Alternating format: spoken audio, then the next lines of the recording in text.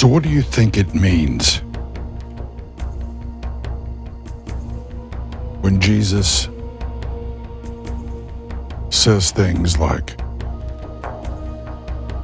"It is written"? If you read through the Gospels, you'll see the phrase often where he says, "It is written."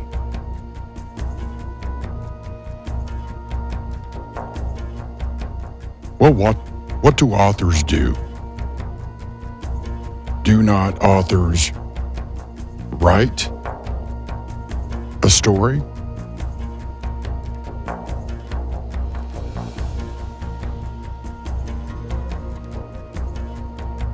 So when they have written a story, is it such a leap to use the phrase, "It was written"? And if you're in the process of writing it, why would it be strange to you that the phrase, "It is written," in the present now be strange and weird?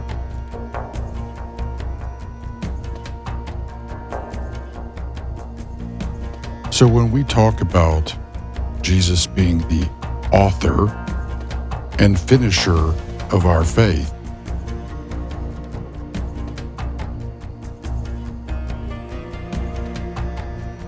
it is being written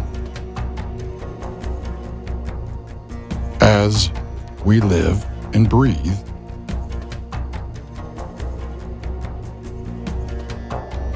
in this life.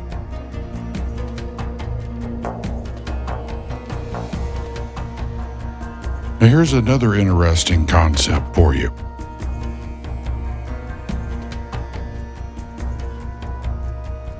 There's another phrase that we use. That phrase is, we are co-heirs and co-creators with Christ.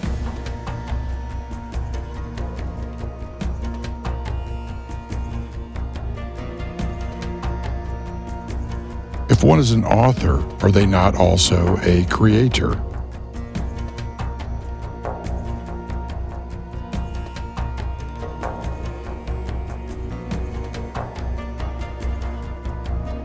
Is not writing a story an act of creation? In our media-driven society, how often do you hear the term media creators or content creation? Well, what is content? Content is media that says something, that conveys something. It is a narrative. A narrative tells a story.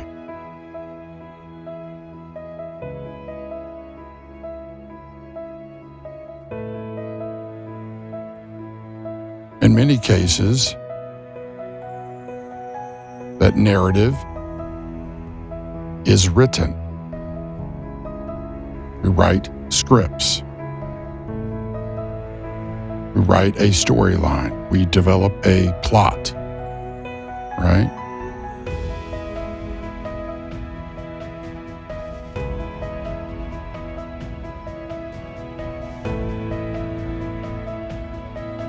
Are you starting to see a connection here?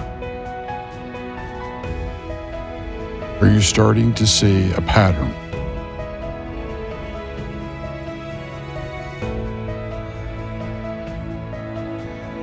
So when you read in the Gospels where Jesus says, "It is written,"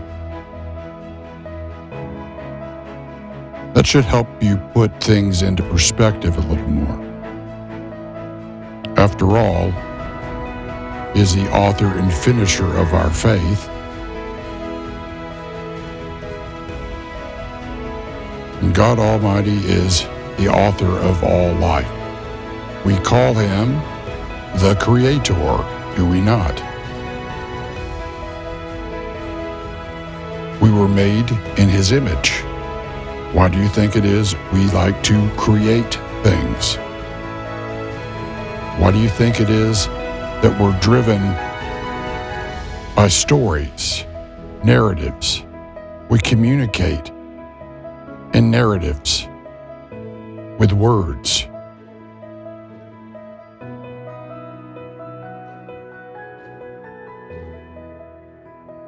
In the beginning of the book of John,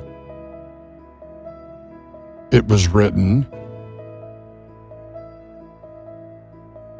right, that the Word was with God and is God, and the Word became flesh and dwelt among mankind.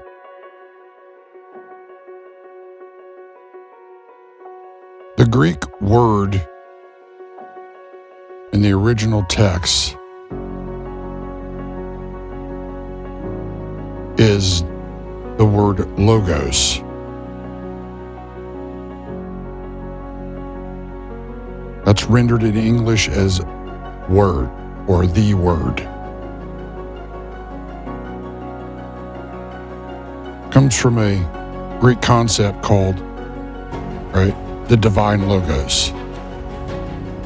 It's where we get the word logic from. The divine logos are the highest form of logic, right? Meaning divine logic coming from God Almighty, the originator, right? The original source. When we talk about programming languages, writing programs, we like to talk about source code. We use the term source code.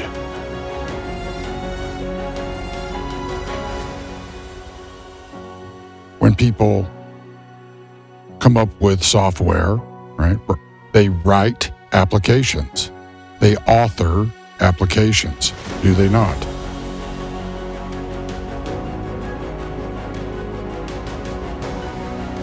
Starting to see why I bring up the concept of malicious code.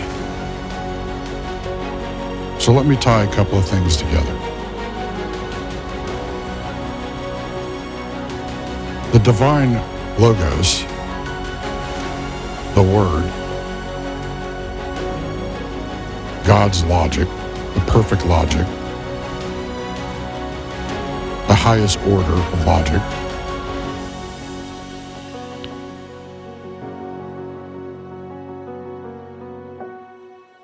is what we call the truth, personified. It is the original source code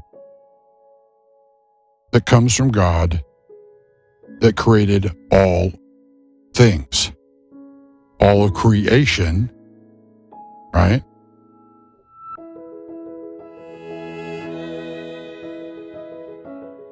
As we've learned in science, right? Living things, plants, trees, animals, our own bodies are made up of code, DNA, right? Genetic code. When we talk about authoring software, people often use the term, the verb, that they're coding,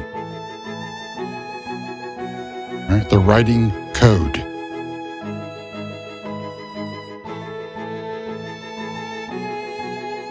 We also used the term code in the field of cryptology. Things are put into a narrative, a message is encrypted, right? sealed. And sometimes it's hidden in plain sight in a code.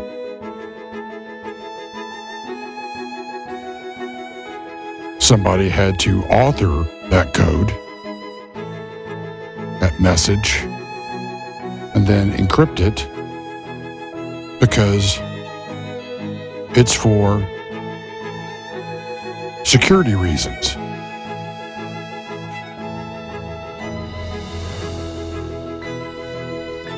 Right? Not everybody is privy to that message, which is why it's encrypted.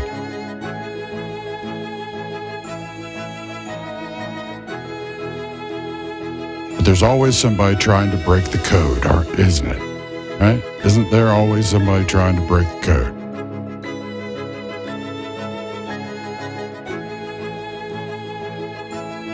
Now, if there is original source code,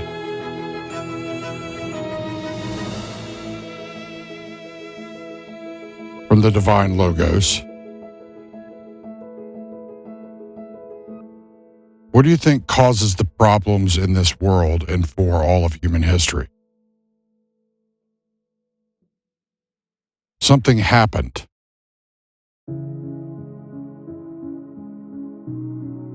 Malicious code was injected into the human experience, into human history, into humanity itself.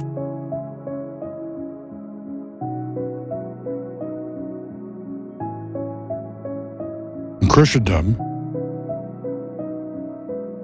we tell the story of Adam and Eve and the serpent, the Nakash, the beast of beasts,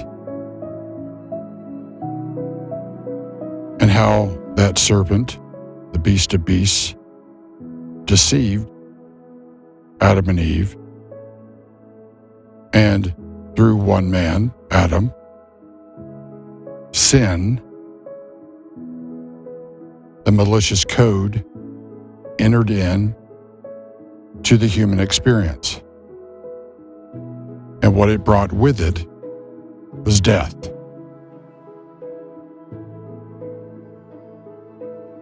And it happens to be when it entered into the human experience, that malicious code was how the Nakash, the beast of beasts, ruled over the sons and daughters of Adam and Eve through fear, through lies, through deception, through malicious code, through false evidence appearing real. Once again, we use terminology, right, about how humanity is susceptible to corruption, just like databases, right? Just like applications, software, programs, firmware. They're vulnerable to all kinds of malicious code.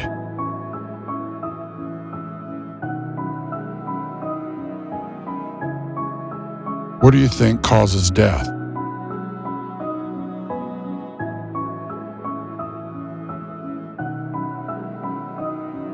There are vulnerabilities in the human condition physically as well as spiritually and psychologically. Your DNA breaks down over time, it weakens, and we are subject to all kinds of biological malicious code that we call illnesses, pathogens.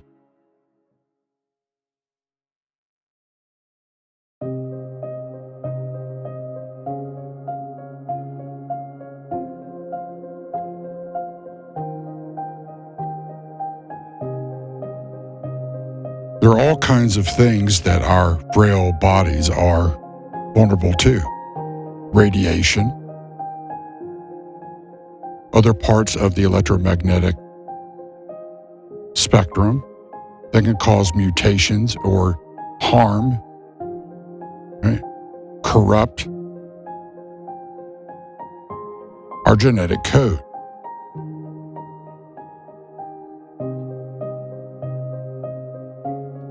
You see, these bodies were made to be temporal. They have a shelf life. They're too weak, right?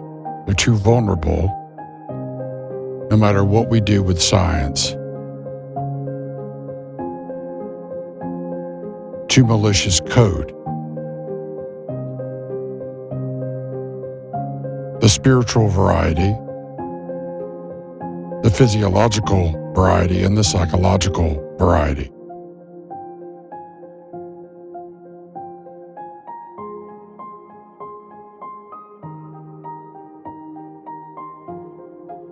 So I want you to consider that for a moment. I want you to consider what I'm telling you. All of these things are interconnected. It goes back to authoring, to what is written.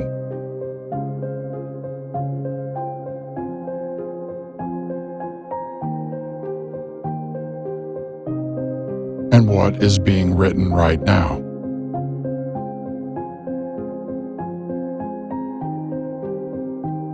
And when I say that everybody is a book, and I warn not to judge a book by its cover, what I mean by the cover is your temporal, mortal coils, your flesh, your temporal body, your physical body, and what you perceive with your five senses and your brain, your mind, apart from the Spirit of truth, the divine Logos.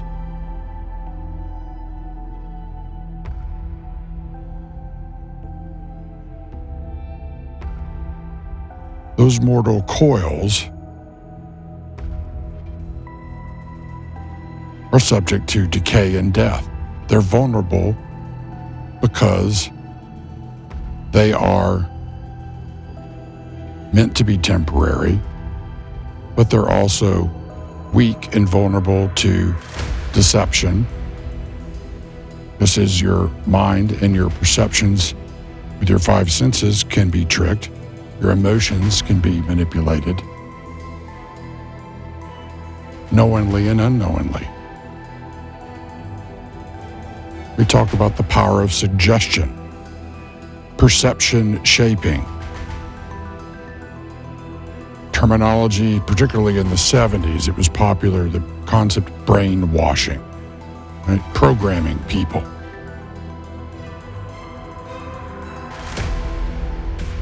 Well, essentially, how the world has been ruled by the Nakash, the beast of beasts, the serpent, and the serpent seed,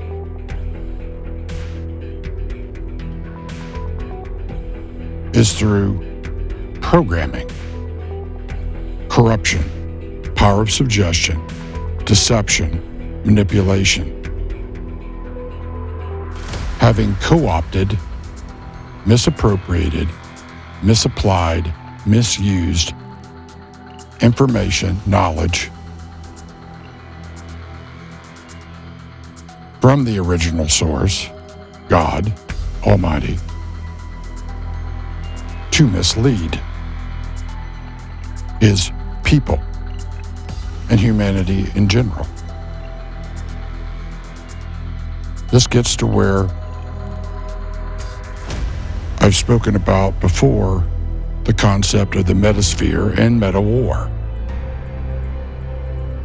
The war is between the father of lies, the author of fear and confusion, the Nakash, the serpent of old, the dragon. There are many names, metaphors, and the Father of lights, the Creator, God Almighty, from whom the original source code for all things came from, without corruption. The Father of the Logos, the Word, which became flesh and dwelt among mankind. Jesus, Yeshua.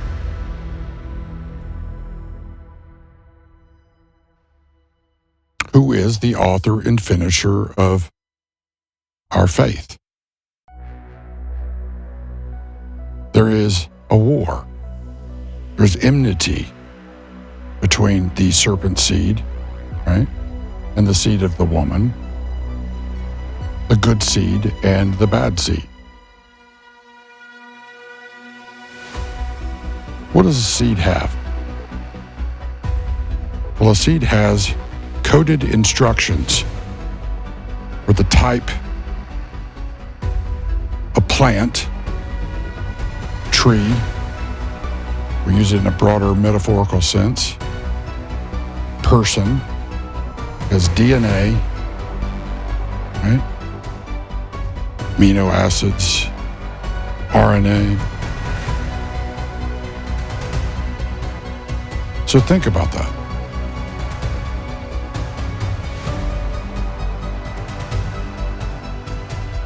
You have good seed that comes up when you plant it in good soil, is nurtured. It brings about good things, good fruit, a good yield. We speak of it in agricultural terms.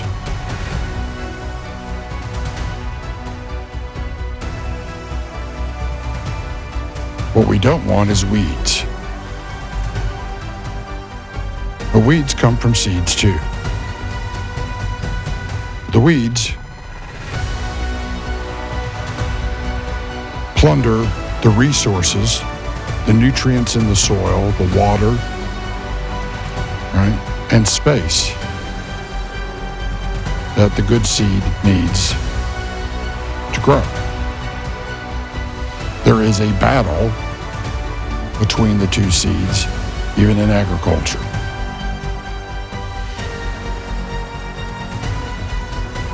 That should be an ample and well-timed metaphor to speak of the good seed and the bad seed. You've heard me talk about seed and how it's planted, right? In agriculture, you use a broadcaster to broadcast the seed to plant during planting season. We also use the term broadcast in terms of communications, right? Wireless communications, wired communications. And if you're communicating something, you're communicating ideas, concepts, narratives, thoughts, right? You're communicating something from the unseen into the seen and heard.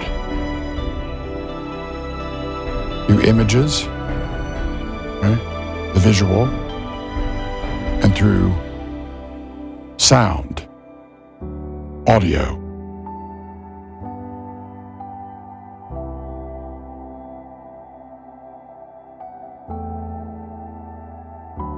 Well, to communicate something, you have to have a narrative to communicate, a message. And to have a message, that means you have to have authored something to actually communicate.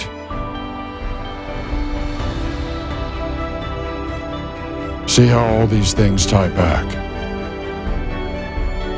It is written. It is authored.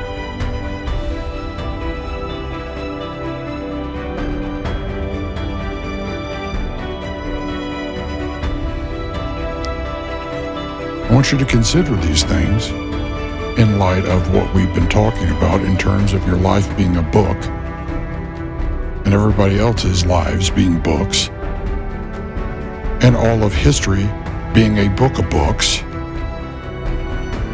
and the Lamb's book of life being a book of books, just like the Bible is a book of books, written by multiple people whose life stories, they themselves, right, are books. And all of these stories interweave, interact, to form a grand narrative that's part of an even bigger narrative that we call a meta-narrative. In this case, the meta-narrative is all of human history. But even human history is still part of an even greater meta-narrative. And that greater meta-narrative is that this temporal reality that we live in is a bubble of temporary, a bubble of finiteness, and an eternal, infinite story.